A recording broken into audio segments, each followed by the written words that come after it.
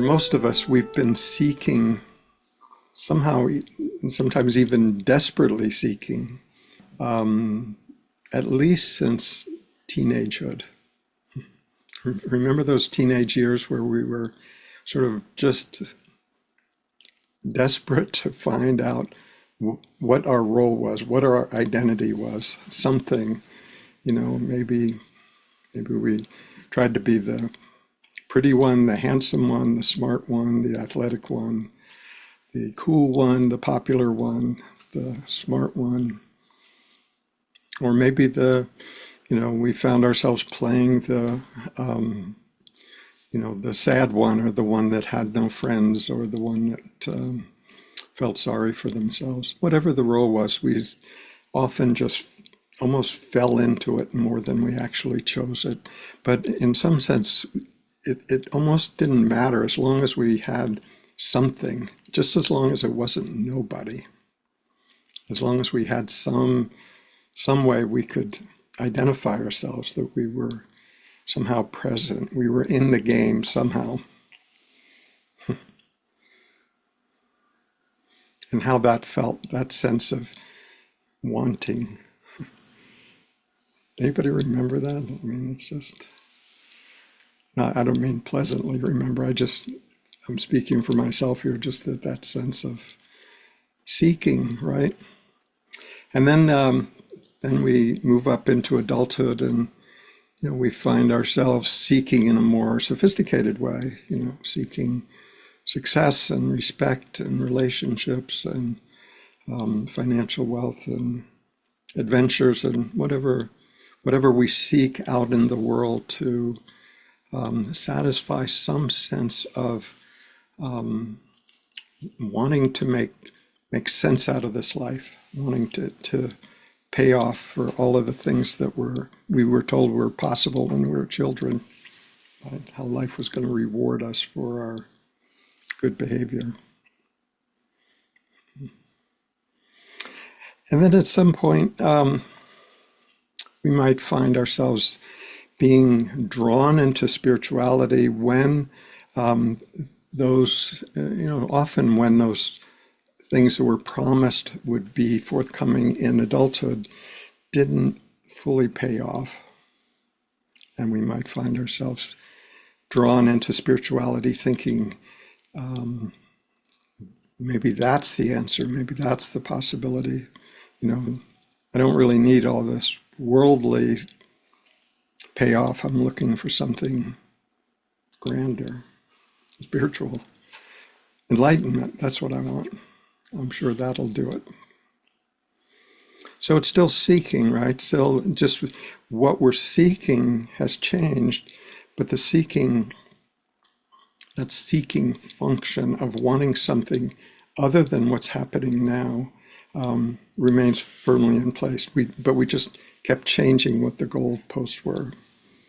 So if we get into spirituality, we think, I know how this game is played. I know what I need to do. I know, I need to clean up my act and, work on my conditioned behavior and, adopt more of that virtuous behavior and less of that sort of tawdry, dysfunctional behavior, and have the right diet and adopt the right set of beliefs and, have a consistent meditation practice. I know what I have to do, and then there'll be the payoff. Right? Not all that different from what our parents may have told us when we were 8 years old, like, you play your cards right and you'll grow up and, everything will work out and you'll be happy. So this sense of seeking is what remains, and it's founded in the sort of dissatisfaction in life as it's currently appearing. I want something, I want a different experience than what this feels like, right? So there's that sense, and there's plenty of instruction out there to talk about how you have to go about that, what's required, years of meditation, certain austerities or giving up certain things that may have been enjoyable at some point in our past, and that's the answer. I mean, that's what you have to do.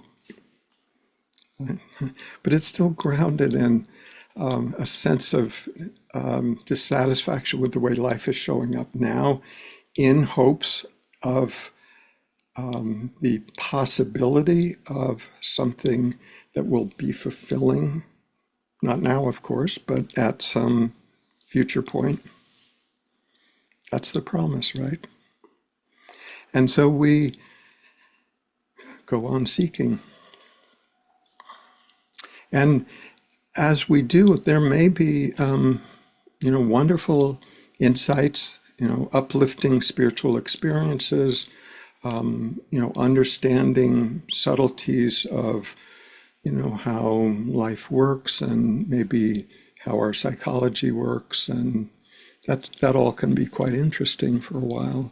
The only problem is that nothing will be found there that will be ultimately satisfying.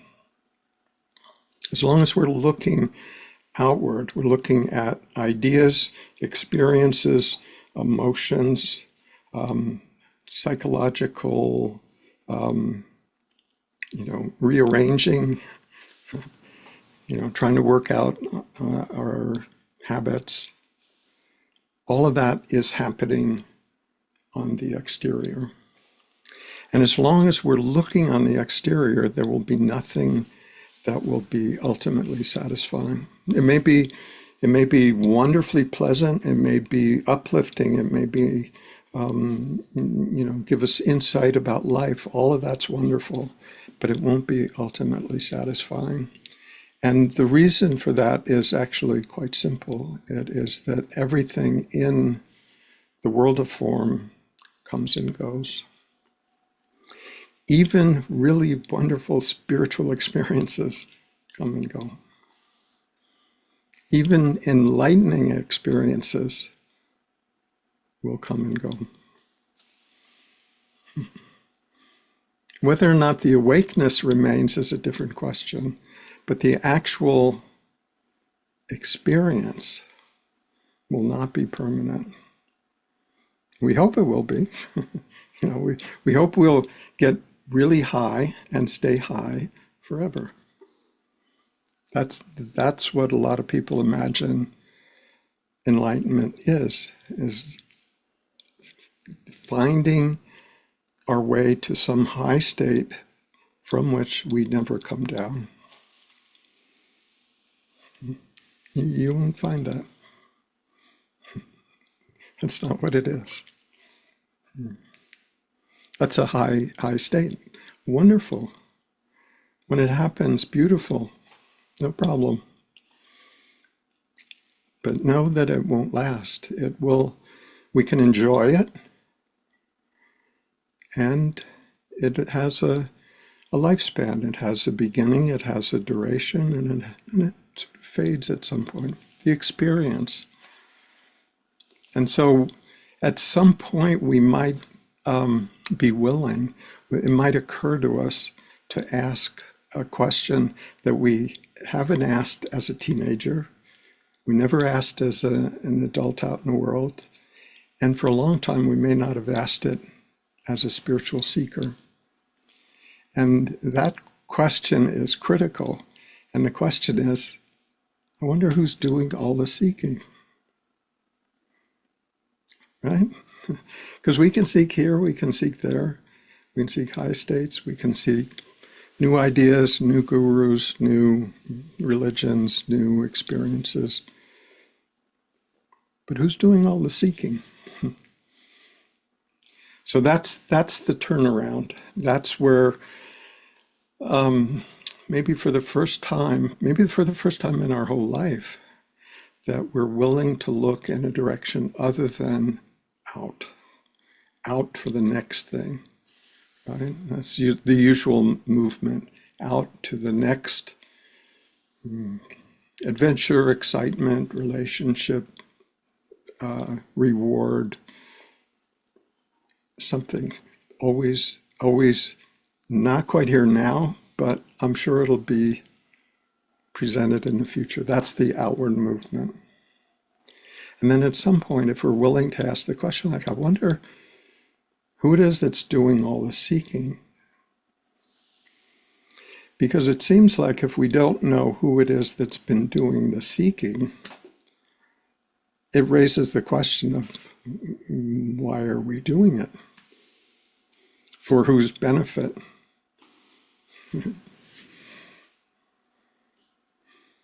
If we don't know, it really begs the question of, like, what is all of this effort in service to? So when we're willing to turn around and look at what it is that is behind all the seeking, where that energy originates from, rather than looking at where it's going towards, when we can look at that, it's a very, very different movement. And when we're willing to do that, what we find is that things that appear to be essential in this spiritual movement, namely, figuring out our psychology and improving our habits and, what we eat and what we do and all of that, when we see that all of that is still on the periphery, all of it, because there's something that notices all of that, notices that we're meditating, notices that we're seeking approval at work, noticing that we're, worried about our diet and, what we want to eat versus what we should eat, and worried about what other people think of us and if we're doing it right and if we're going to make the grade, if we're going to get into heaven or not. I mean, all of this movement, if you feel into that, all of that movement is to the outside. And when we really step back into what is actually seeking, all of that appears on the periphery. Even if we've heard Ramana's question about, ask yourself, who am I? We can still take that question and turn it into an outward search. Like, who am I? Well, let's see. Here's my story. Here's what I've done. Here's what I hope. Here's what I fear. Here's what I regret. All on the periphery.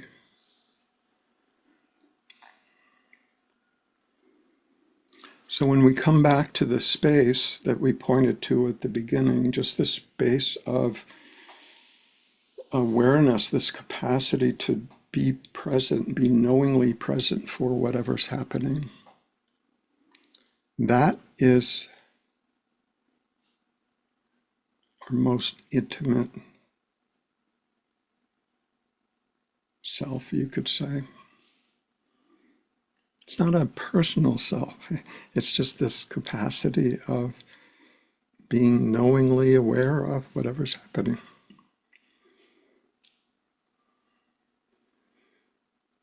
But that awareness is alive. There's an aliveness to it. It feels immense. Immense because it's not defined by anything. It's just aware. Aware of the thought in your head, aware of the moon at night. Both appearances within awareness. Right? Everything is an appearance within awareness. That's how big the awareness is. The whole world appears within this awareness that you are. So when we're willing to just turn the direction of our search around back to what is having the experience rather than what the experience is, that's the transformative movement. And until that movement happens, we're just marking time. We think we're making progress, but as long as we're working, trying to resolve things on the periphery, we still haven't, in some sense, taken the first step. The first step is really coming back to ourselves to see what this life is truly about. What is living this life?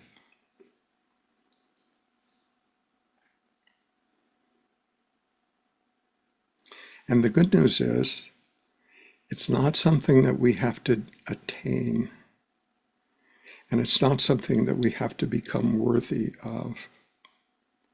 It's something that we are already, all of us. Right? And since we are that already, our job is simply to recognize that, become curious about it, honor it,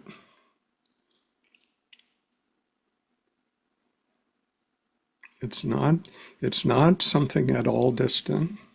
It's not something up in the heavens. It's not some external spirit or housed only in a particular guru somewhere or in some secret scripture. It's what we are. It couldn't be any closer.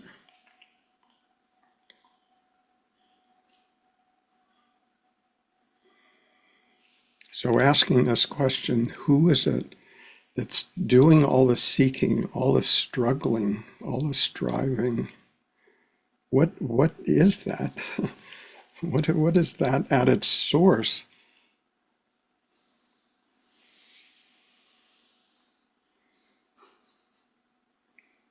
And what we may tell ourselves in a very sort of simple way is, well, it's me, I'm doing it, I'm the one that's striving, I'm the one that wants this. But I would suggest that that sense of me doing it is obviously from, our egoic, ambitious self. But then there's a deeper place that I see it as basically life seeking to know itself through you.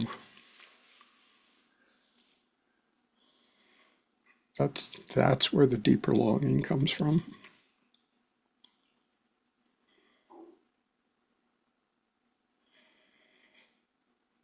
And so coming back to that source in a sense, that source, being curious, being respectful of it, spending time there without trying to use it to get something, just rest there. It's actually what we've been seeking without knowing that we were. We hope to find it out there, and where it's well hidden, where we last think to look is here already.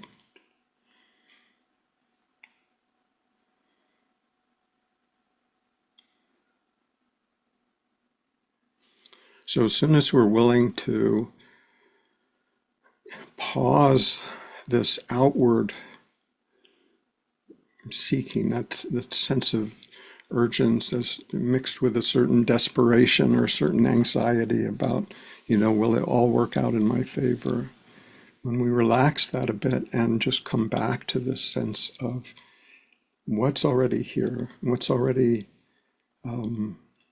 living this life. I'm not talking about the circumstances of your life. That may be varied. You may like it, you may not.